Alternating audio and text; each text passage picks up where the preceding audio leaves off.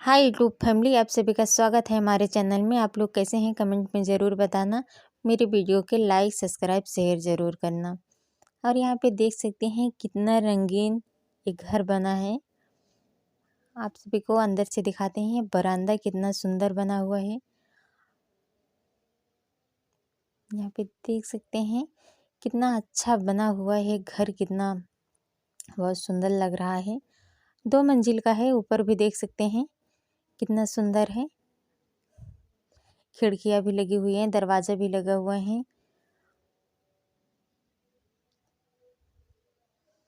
बहुत ज़्यादा सुंदर है, देख सकते हैं। चारों तरफ से दिखाती हूँ।